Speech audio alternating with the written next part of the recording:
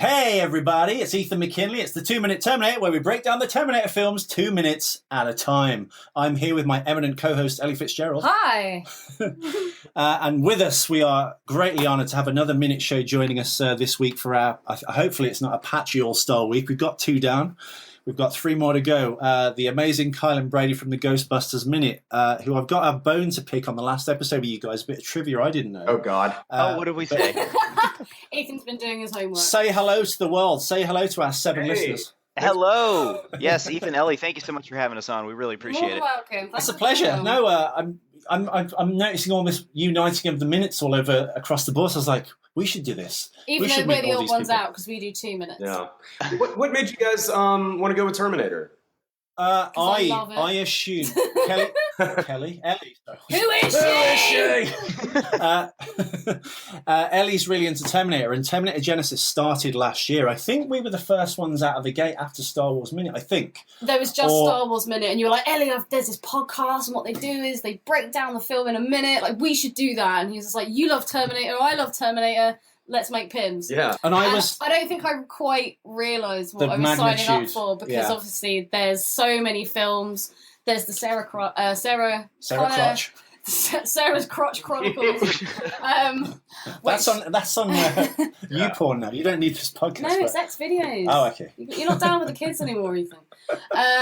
So I didn't quite know what I was signing up for, but no, it's been amazing. It's been really, really fun. I've never done anything like this. Never done any radio or recording and listening back, apart from maybe when I was a kid and I used to imagine that I was like a radio DJ and used to tape shit in my room. But no, it's been good. I feel like I've come on leaps and bounds. I did it because I wanted to learn podcasting. I thought by osmosis, the pressure of doing a show every day and learning these new bits of equipment and picking things up as you go. And of course, a year and a half in, as we draw almost to the close of this podcast of the last season, and then the Sarah Connor Chronicles, we discover Zencaster. Yeah, it makes everything so much easier. Yeah, Now we've done everything wrong. We've found the right way to go, just as we're almost finished. I feel finished. like it makes us veterans somehow. As is always the way, we eminent guests are allowed to say, "Hit the music."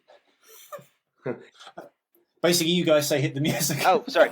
Hit the music, Ethan. Roll credits. Come on. I think this guy's a couple cans short of a 6-pack. Howdy, stranger. Don't say howdy, stranger, to me. Load up.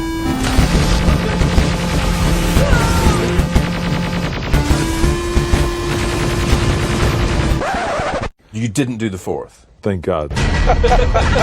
It sucked.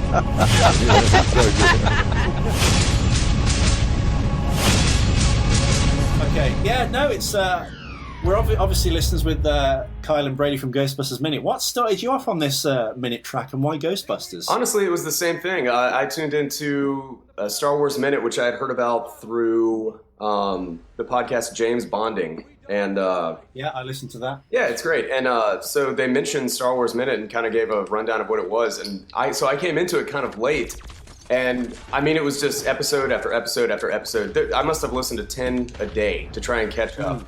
And then I think I remember hearing them mention Jaws Minute. So I started listening to that, and then Indiana Jones Minute. And ever since then, it's just like a rainstorm of them. So I just said, like, look, there's no reason no one's doing Ghostbusters. So I called. Minute. Just discovered. Yeah, there's tons of options out there. So I called Kyle and said, "Do you want to, be a part of this or whatever?" And it just kind of went from there. So I actually was. Have you met anyone that's only just seen the old Ghostbusters? Because I met someone who'd only seen it recently, and they were, and the same with Jaws as well. They were unmoved. They just thought, yeah, it was okay.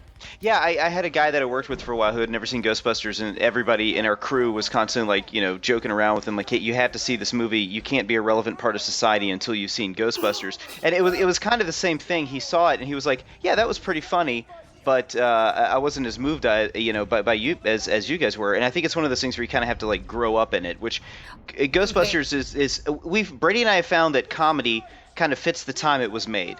There's a few comedies that work outside of that. I think, the Ghostbusters is one that I think you do find funny, but there's so much about it that is very 1980s, is very New York, is very Saturday Night Live and Chicago Second City style sense of humor that if you were, people probably around our age, y'all's age, that have grown up with it, it's kind of part of our known culture growing up. But I think people now that are watching it again, they may get some of the references that they've seen copied in other places, like say the Family Guy cartoon or whatever in there. Okay, that's what that was referencing. That's funny.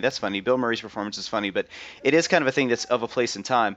Kind of unlike a movie like Terminator, which is still scary today when you watch it. Yeah, definitely. Yeah. I think it's scary how bad some of them are. We were saying to our previous guest, it's a bit like the Highlander series that it's patchy, isn't it? The first two are great. Genesis is kind of okay. They get in on the right track a little bit.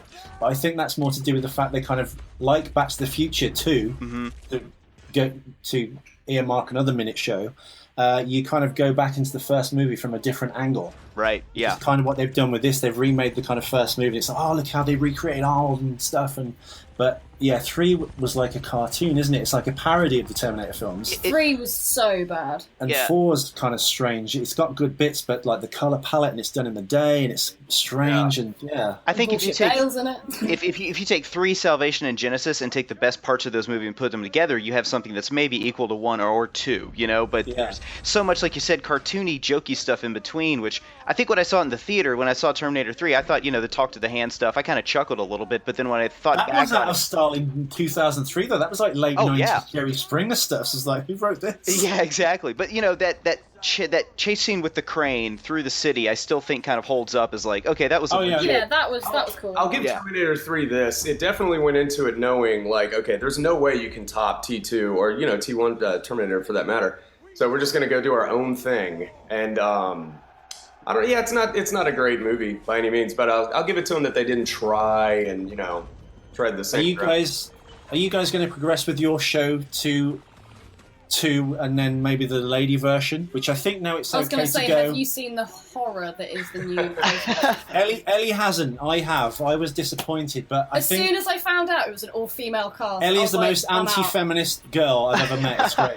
It's just ridiculous. We reviewed it on our show, and we actually kind of had different views on it. I think, we were lukewarm, I guess to say the best. We were both fans of, the director's name is escaping me all of a sudden. Paul Feig. Yeah, Paul Feig. I think it's, Yeah, and his other work's great. I love Spy from last year. That was hilarious. Oh, Spy was great. Yeah. But in Ghostbusters, it kind of collapses under its own weight in some points. Like you take these amazing improv comedians like Kristen Wiig and Leslie Jones that work great in Saturday Night Live and stuff like that, and you put them in kind of a construct where those characters they have in sketches are stretched out over 2 hours, and they start to grate on you a little bit. Or at least that's what I found. That was my experience in the movie. I'd like to see it again when it comes out to kind of say, okay, now that I put some distance between myself and the movie, let's see how it is. But and then you get mixed up in all the politics of the movie, in what's happened recently to Leslie Jones, and I find myself citing more with the movie just to abstract myself from that other point. So the studio kind of went after people that were naysaying it, though, saying you're sexist or anti-woman if you don't like this film. I think even Paul Feig said that. I think they shot themselves in the foot. But it's objective.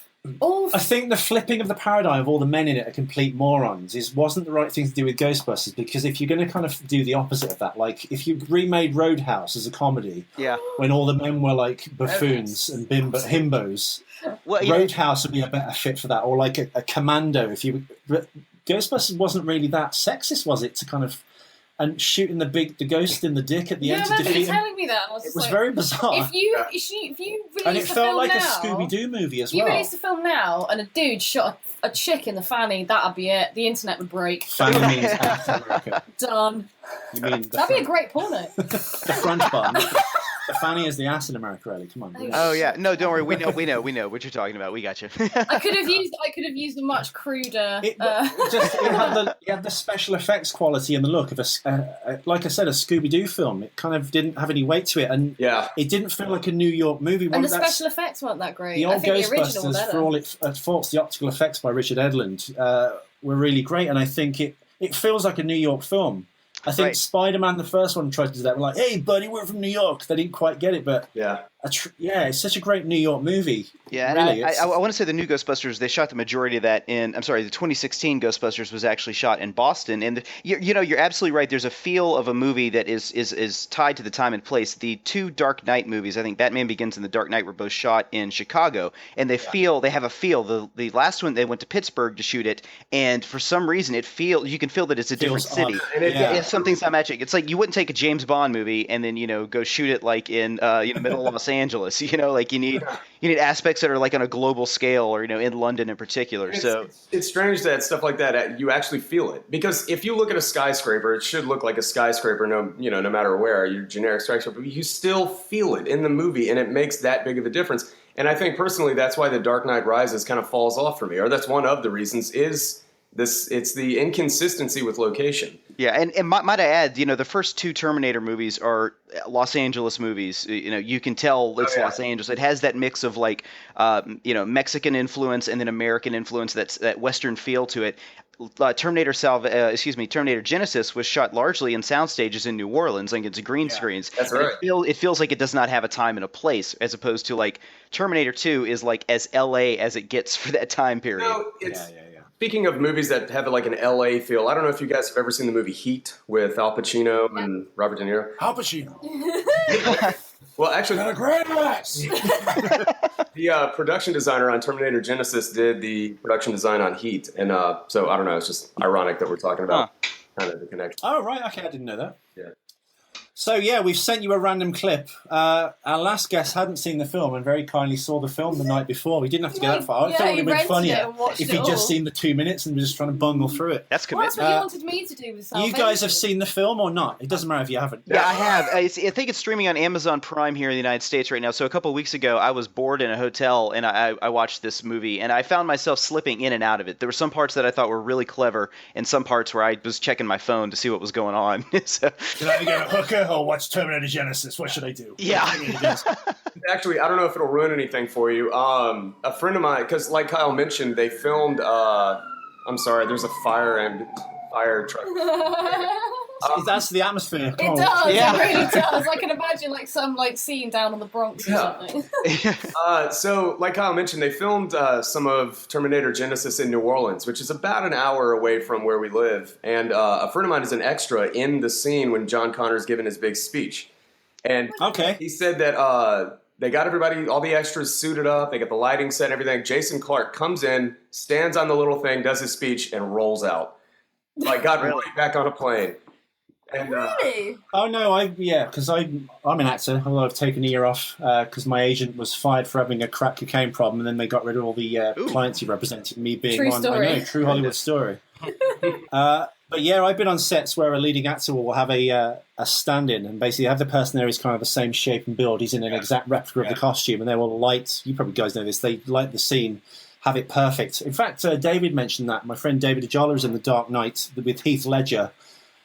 When they bring the dead body and he leaps off the thing and sticks the knife in Gamel's mouth and does his famous speech. Yeah, he's one of the bounty hunters. He's the black guy who's in the He said they had a lighting person for that, but Heath was ever present for this. But he said usually, and I've seen this as well, they'll swap out that guy last second. He'll come out of his trailer, do his scene, and then he's gone. So I'm not sure if it's like Batman. Yeah, I would have thought, though, however much experience you have, you need to soak up the atmosphere, get a sense of the people, just weirdly walking in and doing your speech and then buggering off. Well, I guess that's method acting, isn't it? I don't when know. You really get into character. It's kind of what like Johnny Depp and Viggo Mortensen do, which brings me to this clip, because I was thinking to myself... Bringing it back. If this man was, giving this inspirational speech whilst listening to the music of Hans Zimmer... He's no Viggo Mortensen in Lord of the Rings when he's... It should have been Bill Pullman. Bill Pullman should have been doing the Independence Day speech. He just shoves him off the platform and goes, right, wrong movie, Bill. Yeah, I just don't know. I just don't think he was very inspiring. I don't like Jason Clarke.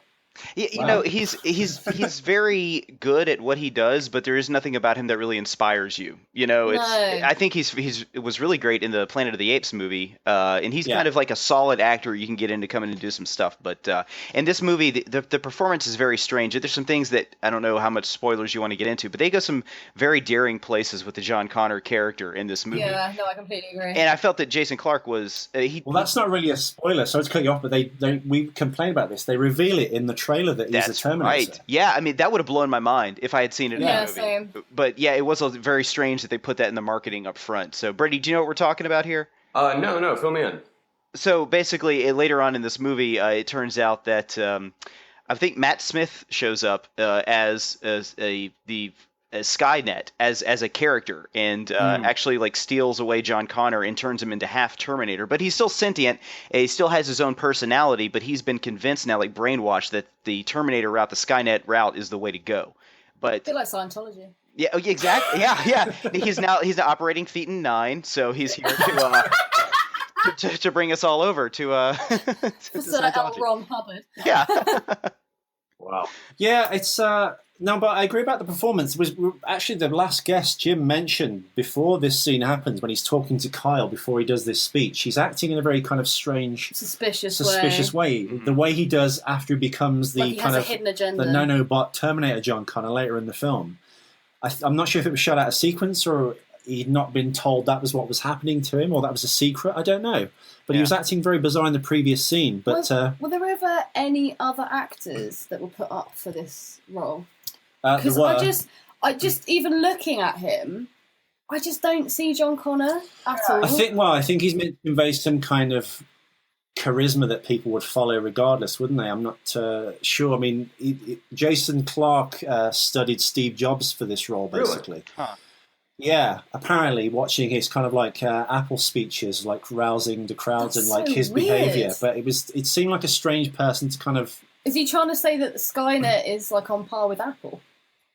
Well, I think probably Google's more in par with Apple, isn't it? Because they've just bought Facebook. I think they own Oculus Rift now and stuff. I think if anything's going to switch the machines to evil, It's Google. yes. Shit. Yes, Switch Tom this to Hardy evil. was the first choice for John Connor. He turned it down. He was doing Mad Max Fury Road, of course, at the same time. Brian Hun Lee, who was in The Good, the Bad, and the Weird. It was directed by Jin Woo Kim, who directed The Last Stand with Arnold Schwarzenegger. I have no idea what that meant because I wrote a random note into my notes months and months ago and I did this, and it makes no sense. Nice. Oh, I've got actually, just to go off topic, Ghostbusters question. Yes. The Ecto-1 could only turn left. Is that correct? That's what we have understood from a couple of things. The license plate's flipped, right? It is flipped. Yeah, there's that one scene where it has to make a right turn, and they flip it, and everything in the scene is flipped like that. So yeah, that's what we understand right now. It's like Zoolander. I was about to say, isn't that from Yeah, it is. Yes, that's his blue steel. It's just the Ecto-1 turn. So is that a homage back to Ghostbusters? It's a very slight one, isn't it? So. Only you two. Have I noticed. like it. Let's go with it. Good call. Yeah, Jason is actually the sixth actor to play John Connor in the many portrayals over the years. Good lord. Who's your favorite John Connor?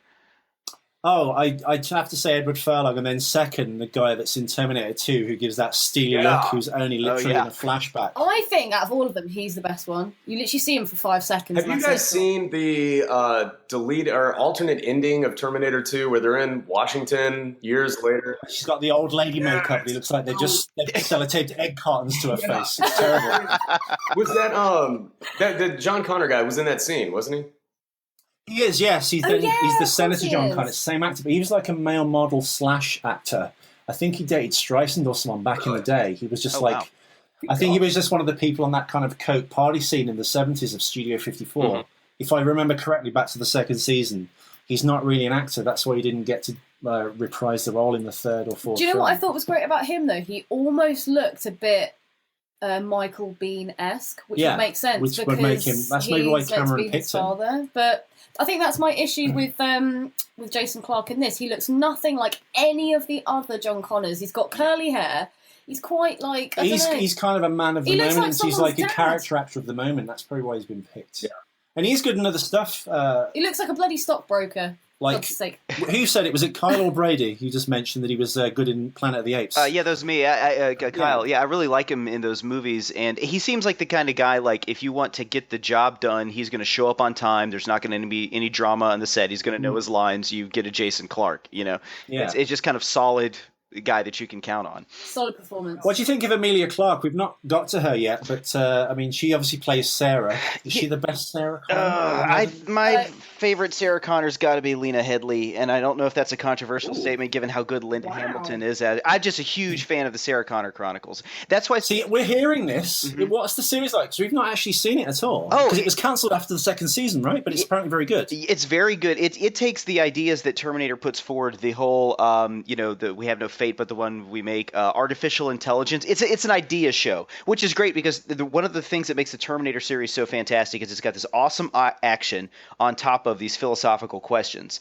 Kind of like in the Matrix stole a lot from Terminator, as well. It took Eastern philosophy and philosophy of free will and stuff like that and built on top of it. Terminator did the same thing, but because they did not have the same budget to do the action in the show, they took the philosophies, the underlying stuff, and really kind of pulled that out to some really extreme degrees. You've got Terminators going back way far in time, like accidentally going back to the 20s and shooting up places. And the lead singer of Garbage, her name escapes me suddenly. Oh yeah, I used to listen to that band. Yeah, it was. Shit. Was it something Manson? Shirley Manson. Shirley Manson. Yeah. Shirley Manson is in the second season as a very important character, and she's a great actress. So I'm really happy they got her in it and they used her to great effect. But yeah, so I think of all of the Sarah Connors, I love Lena Headey as Sarah Connor. Well, Kyle, when we do the Sarah Connor Chronicles, God, that is a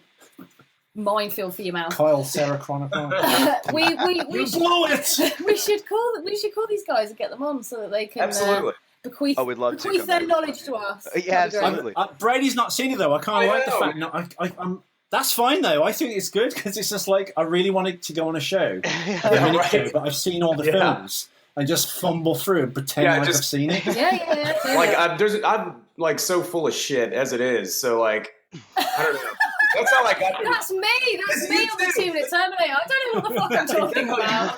That's how you got through high school as well, huh? You just sort of just wing it. Like, yeah, whatever. But if you sound like you know what you're talking about, people are sheep. They will just follow. Just say it with confidence and a little bit of bass in your voice, a bit of authority. No, I think that's cool though. Because the problem is with these films, they do kind of rinse and repeat. Yes. And I think you mentioned the Sarah Connor Chronicles, all the ideas that should have been explored weren't, and it took a TV series to probably do that. Yeah. And like you said, you got like the crappy 3 and the crappy 4. I don't know which one is worse. I go back and forth. I'm lost in that. I don't know. But the third one, fourth one, fifth one. Is it fifth? Fifth. Yes. Yeah, that's patchy as well. So I wouldn't say rush to see it, Brady. It's better than 3 and 4 combined. It's better than 3 and 4, but I'm not sure if that's based on the fact the first 20 minutes is like that redo of the first one, just because you're marveling at. Oh look, they've made it look 80s. Or I really liked Arnold in this. How many times have we seen this battle now? In every movie? Kind of. I think so. We just saw it in daylight in the desert in the fourth one with Christian lisping through his bottom teeth Bale. I think you have it in. Is it in the beginning? You are the little I'm Connor. In fact, where's the detonator? Where's the detonator? He never gave it to an ordinary citizen. You should hear his Bale. Just use Sean Connery into a mug. He is a mug. No, well, actually, the best idea from the fourth film was the fact that Marcus Wright, who was the half-man, half-robot Skynet experiment, played by that other plank, last year's Jay Courtney, Sam Worthington, he played Marcus Wright. He was meant to find John Connor, and they were going to fight together at the end like they do in the film, but then John Connor dies, and Marcus Wright would assume his identity because he was uploaded with all the secrets of Skynet and he was already half machine. He was then going to lead the resistance. He was the savior of the resistance, and it was his knowledge that let them beat the machines, not John Connor. That'd have been so much better. Yeah. But that Twilight Zone twist was thrown out when Christian Bale came on board and went, I want to be John Connor, sideline Worthington. Yeah, that's kind of like how these projects work, is when you get a big name on there who is a potential box office draw. Like, Brady, do you remember one time we had dinner with a few movie bloggers a couple years ago? Yeah. And I don't want to name names, but somebody had a lot of inside information on this movie that I think, was it Jonathan Nolan that came on and did the rewrites on that movie? Really? On a Terminator movie? I want to say it was Jonathan Nolan. I'm not 100% sure, but whoever it was, whenever Christian Bale came on, everything switched. He was like, okay, this is what it's going to be now, because this is my guy, yeah. I'm Batman. I can do what I want, even though... And so then he goes and, throws a fit on set, and... Yeah, we actually did a whole episode. You broke it I down. just listened to that. Yeah, that was funny. Yeah, it throws a huge tantrum, gets what he wants. I don't. It sounds actually, from people that have met him, it sounds like he's actually a pretty good guy, but he's just really into what he does. Very very into. Yeah. He's still got his voice and everything for the part on. So maybe that was just him. I don't know, trying to keep his energy up. Maybe, I don't know. Yeah. Yeah, but he screams a lot in that film. We so I was thinking maybe he was just channeling at the Dark Knight, the second one premiere, had a fallout with his mother, didn't he? Yeah. Screaming at her. So oh my god! Yeah. He's a bit of a temper. He needs a slap. Was he screaming at his mom about how he didn't get his allowance that day or something? Probably. I don't know. Where's the detonator, Mom? Where's the trigger? What are you talking about? Mom, I'll have Jonathan Nolan come in here and rewrite your part, okay? Just don't mess with me. That's it. Heads would roll. Oh boy. Do you know anything about Ghostbusters 3 that didn't happen? That should have been Ghostbusters with Bill Murray, who just kept messing everyone around, going, I'm going to do it, I'm not going to do it.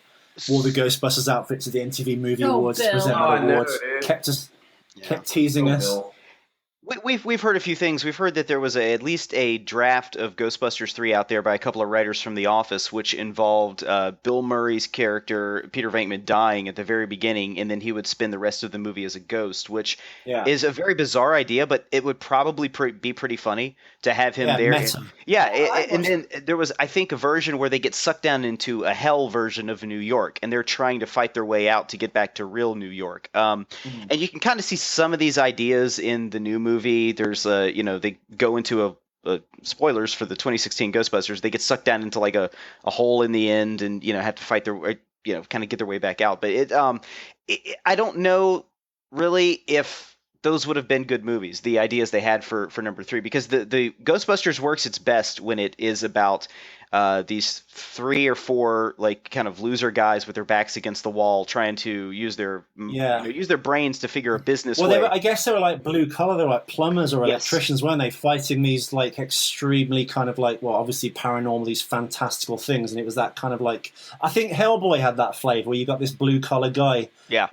Doing fantastical things. I think the new film missed that as well. They were trying to be quirky all the time, and they're these guys are just what is it? Roach exterminators, basically, aren't they? Yeah, absolutely. Pest control. Yeah, paranormal pest control.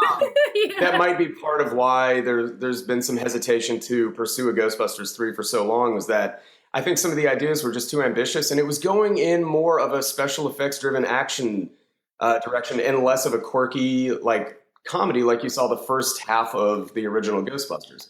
And I'm sure that might be something that would scare Bill Murray away. He's like, why the hell do we have to go in that direction, Yeah, no, I agree, because Bill's a bit of a joker, isn't he? Yeah. He went all serious around Lost in Translation. Do you know what I mean? Yeah. I never watched that film. He didn't want to be like the Caddyshack guy anymore. No, but that's what he's good at. That's what we love him for.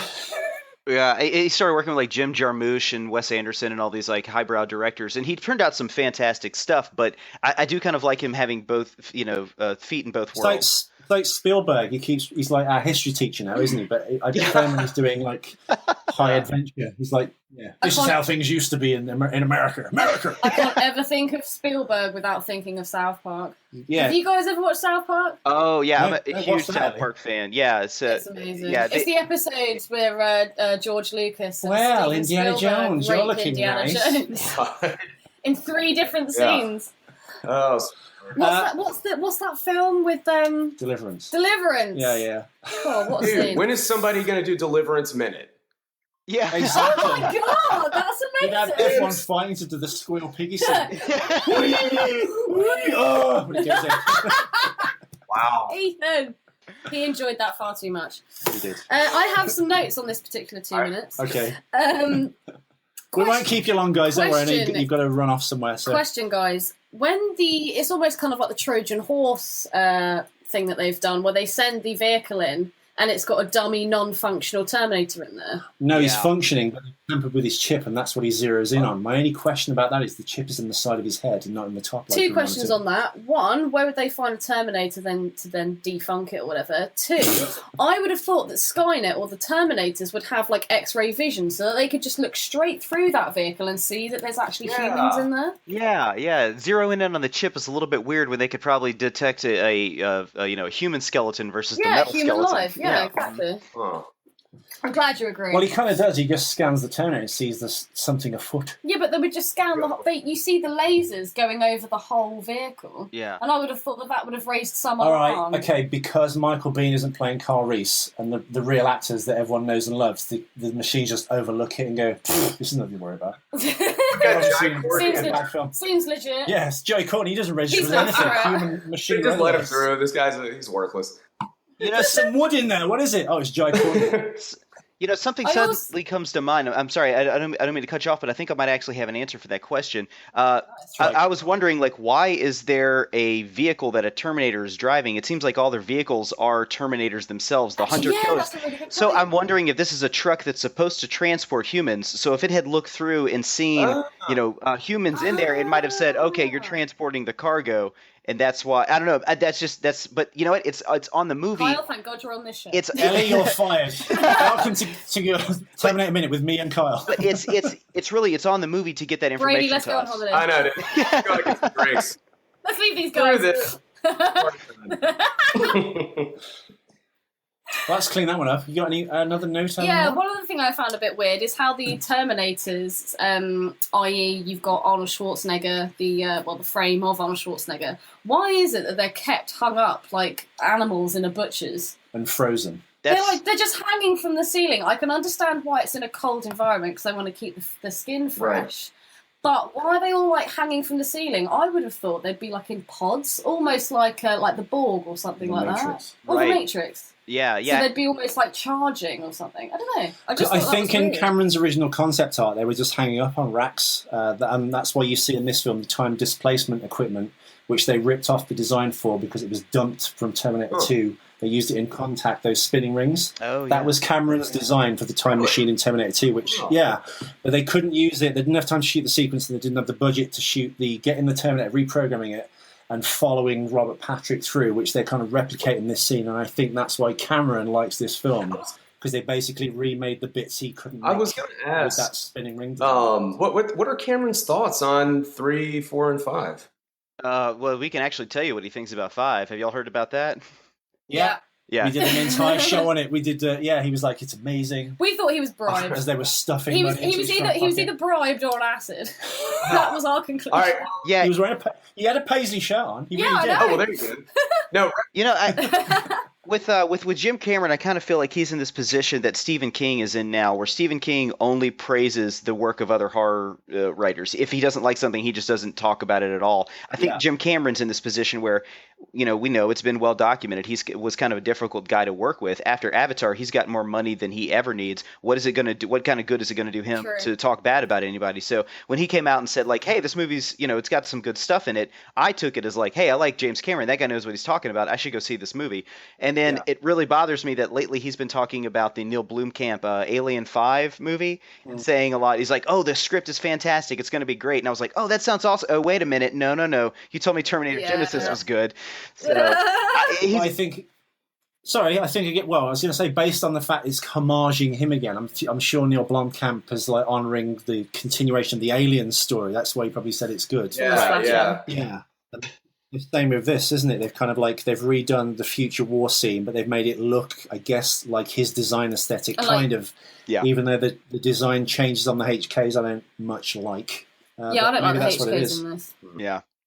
But hey, Yeah, the Terminators look cool. I wish they looked less kind of animated and CGI, but I like that bit. It looks really 80s though. Yeah. no, but it doesn't. No, but it doesn't because it's too smooth. What I love about Oh, 80s fine. I give in. If That's just my opinion. I can praise something, one thing about the scene though is I think they really nailed the sound design in it. Those laser guns sound really cheesy in some of the other movies. They're amazing. And this one they have like a thump, thump, thump, thump, thump. It's like I loved one thing I liked about Terminator Salvation is they were still shooting bullets. In that movie, you know, like there's that one scene where Christian Bale or John Connor jumps off the helicopter and shoots a Terminator right in the head, and it has a visceral feel to it. And this one, when Jason Clarke pops out of the truck at the end with the giant Gatling gun and starts shooting, it doesn't sound cheesy. It sounds like a real gun would sound. So Yeah, no, I love the red light. They're not even red; they're like a pinky kind of. Yeah, they explain that cool. in Salvation is that they've only been about 3 or 4 years into the war after the bomb goes off, and they've not got deep enough into inland, and Skynet has not developed these weapons yet. And by the time you get to, I think it's 15 years before Terminator Salvation, before this moment, that's why you've got like the advancement in technology and lasers or plasma rifles, as it were. It was a very cool little thing for them to throw in there, you know, to have that, and you're like, okay, well, it looks cool for the movie, but it also makes sense internally that they're using helicopters and AC. And I think in this scene actually they have helicopters too, like some Blackhawks or Chinooks come in or something. Yeah. Excuse me, Apaches. I get my helicopters confused. I'm sorry. That's fine. So do we have an avid listener who's been kind of like one of our number one fans, James Spaldner, who knows a lot about the military, a lot about we think guns. he's either like either CIA or some kind of Navy SEAL. Yeah, That's he knows so cool. everything. He knows everything. So what we'll do is we'll be like, oh, there's this plane or there's this gun. We don't know what it is. Spaldner, let us know what it is. And then when he writes in his letters, they're like endless, like the it's entire like show is done with the three checklist of the episodes of Lord of stuff. the Rings. It's just like, whoa! So Ethan, Mr. Dyslexic, goes, Ellie, you can read this. But yeah, he knows everything. And then one time he sent in the photo. So we made him a 2-minute Terminator t-shirt. And he sent us a photo, and he'd laid out all of his guns. Not only all of his guns, the guns from Terminator 2, all the exact models of guns that were from that movie. Amazing. So we cool. love you, Spaldner. So, gentlemen, we've kept you for 35 minutes. Thank you so much for your precious, precious time, and doing it on short notice, I might add. I just everyone keeps jumping in each other's shows now, so I thought we should do that. I want to meet the Ghostbusters guys because I like them. When can we have you guys on? Anytime you want. Do it. Yeah. So that was easy. Well, I think before I always wanted to do this with the other shows, and not just the minute shows, other podcasts, and also have listeners call in. But I couldn't figure out a way of doing it safely without giving your number out or having a decent connection. But now we have Zencaster. But now, like Zencaster's here, it's just like, you send someone a link and it connects you, and we're here. Let's hope it's not Skynet undercover. It could be. It could be. One day we'll just get sucked into our computers and never see it again. It's all it's the film companies. They start minute shows. It might be kind of cool what people think about them. Yeah, I reckon that'd be pretty awesome. Yeah, I guess there's that really. The only thing I haven't got Ghostbusters wise I really want is that giant coffee table book that came out a few months ago with all the kind of the entire history of the toys, the production design. I haven't heard of that. Yeah. Have you not heard of that? Oh, there's this amazing book. I think a lot of the information. I think I sent you guys a link a few months ago to an Oliver Harper retrospective on Ghostbusters 1 and 2. They're about 40 minutes long each. Yes, you did, and I haven't watched them yet, but I do remember getting it. Thank you very much for doing that. Yeah. Be careful. He talks like this all the time. He's very British. He talks with the same tone. He denotes in that all the information he took to make that retrospective was from those books, and it's really comprehensive. But I saw the book in Forbidden Planet at like a comic store here. It's amazing. There's like there's pull-out things. There's little cardboard like interstitials in between the pages. It's brilliant. It's like I think $60 the book is. I'll find a link. It's also Ethan's birthday in October. Yeah, so that's just what I'm remember here. that. Huzzah! Making a note. Yeah.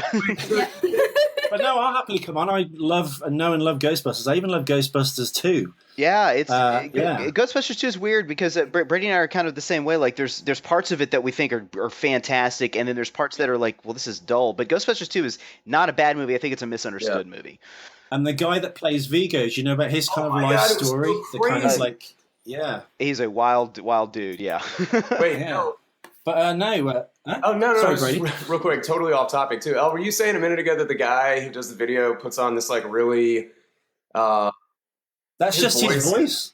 Yeah. Oh my god! Just basically, Ethan drove me nuts by playing all these. I love his stuff, but he has got. Hi, my name is Oliver Harper, and I narrated films. It all sounds very much like this. It goes up and then it goes down. Here's the thing about like how Brits can sell Americans on anything if you kind of soup up your accent a little bit. Like I knew this guy who he was going up like a one-way and got pulled over by a cop, and he was English or whatever, and the cop got out and the dude just put on this like English accent and started just muttering like, you know, the cop arrested himself. He was like overcome with how adorable it was. He's like, all right, well, move along, sir. Go ahead. And the guy's like, well, Move on, sir. Okay, Hans Gruber. Bye. Oh Thanks. my god, that's I was amazing. Well, no, give it a listen. You'll probably love it, but it drove me absolutely. It's this monotone, and it's oh my god. This guy could not sound any less excited about the films that he's talking about. I like him. She doesn't. But the It's like information he's either on high his on stuff is Valium or ridiculous. morphine. It's amazing. Oh yeah, he is. I'm gonna be like geek. Big 1 minute respect. into it and then message both of you like, all right, fuck this. Like, why in the hell? Yeah, done. Yeah, Lord. So are you on Back to the Future Minute as well, aren't you? Is that come or gone? It happened last week. Yeah, I think we were minute. So you're a week ahead, aren't you? Yes. Yeah. And that was a lot of fun going on there talking to those guys. They're great dudes. You know, we really enjoyed talking to them, and then we had them on our show as well. So, and again, like Brady said earlier, we'd love to return the favor and have you guys on an upcoming Crossing the episode. streams, as it Yeah, were. Crossing the definitely. streams. Yeah. Just No, let we'd us love know to. when. Let's make a date. No, it's great. But guys, plug your show. This is the Ghostbusters Minute, listeners, as if you didn't know already. This has been like we've been like batting back and forth. I like this because I think sometimes when you go on another show, you're in their paddling pool, but I always want to find out about the people we're talking to at the same time. Yeah, so it's ghostbustersminute.com. We're on pretty much every platform, iTunes, Stitcher, Overcast. We also have, if I could plug it, we have some bonus episodes we do. It's patreon.com/gbminute. So we put that out one a week, and Brady and I this week just actually dropped today, the day we're recording.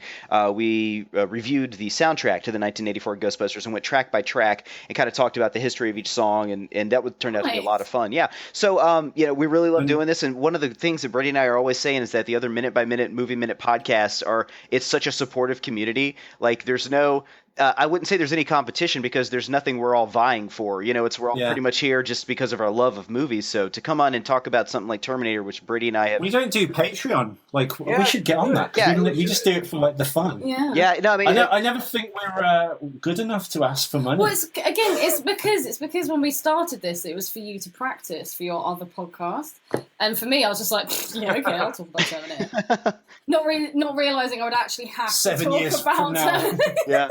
Well, Brady and I want to do other shows after this, and we're trying to be transparent. We say, hey, we're putting out this bonus stuff to get the money to offset cost for upgrading our studio, which hopefully we'll do when Ghostbusters Minute kind of concludes. So I think if we can do it, you guys can do it. So set up a Patreon. Yeah, definitely. Yeah, we'd happily donate to that. So. Well, I think now you just need to buy a pair of iPhone earphones and a Zencaster. Yeah, no, it's amazing. I just keep sending money though.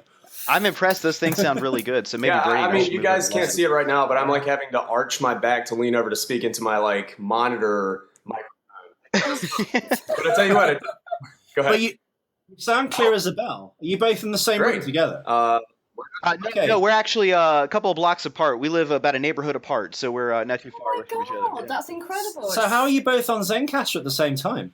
So what Zencastr does is it picks up. You tell it what microphone you want to use, and it will just use that microphone. So Brady's speaking into his external monitor, and then I've got my World of Warcraft headset on that I use. But you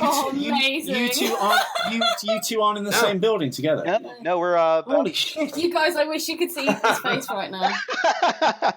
I'm literally looking at the sky like, oh, we're in a world of wonders. Oh, dog my little watching a lollipop portrait. lady rains lemonade. Now, when we amazing. record Ghostbusters Minute, we are together. When we do our together episodes, like you guys are, we find the best way to do it is to be looking each other face to face. So if one person says something stupid, the other one can look them in the eye and be like, "What are you talking about?" I'd say like Yeah. Generally, Ethan just hits me when I say something. the length of our episodes are actually doubled because most of it is Kyle stopping the whole recording and going, "Brady, what are you saying? What did you say? Was that a joke or did you just have a stroke?"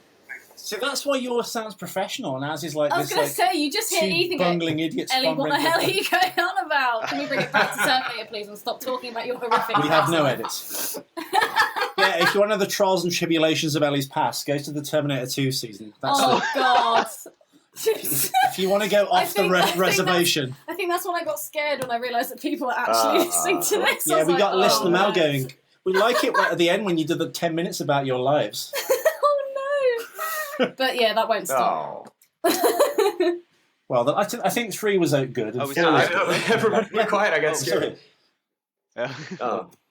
Never fear, we are here. We are still here. But no, yeah, guys, thank you so much. I know it was at short notice, and as a great admirer of, because I know how hard it is to put these minute shows on now, and like I know you guys put yours on YouTube as well, and it's a bit, well, you must be. They're appearing on YouTube.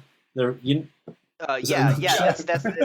we wanted to try to get it out to as many people as possible. We felt like you guys too. It's great to put it on SoundCloud, but sometimes I like putting it on my TV while I'm doing laundry and stuff. Sometimes, so stuff like putting 2 minute. I think also a lot of people that don't know what podcasting is and they are out there, they might come across it on YouTube at some point.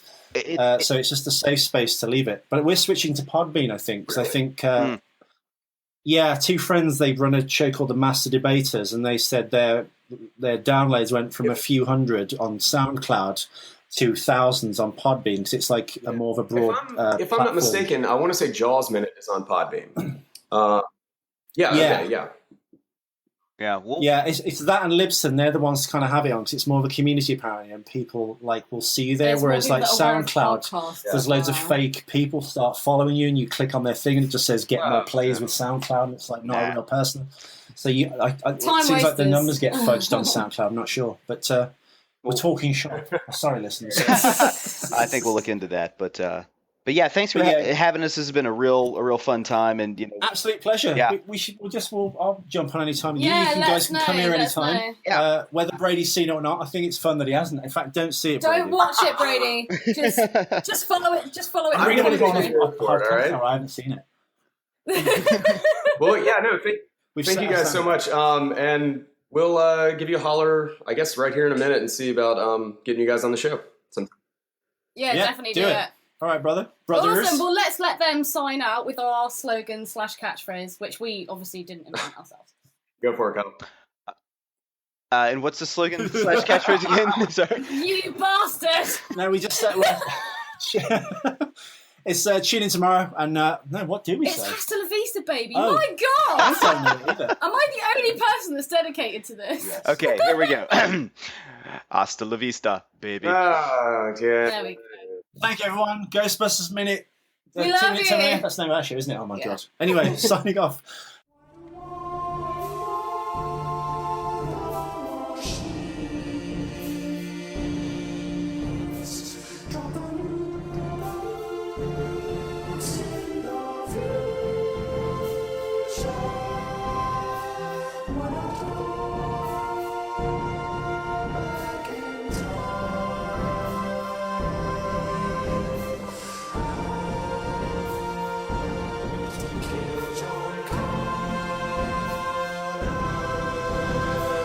Watch out for machines. They're unstoppable. Watch out for machines.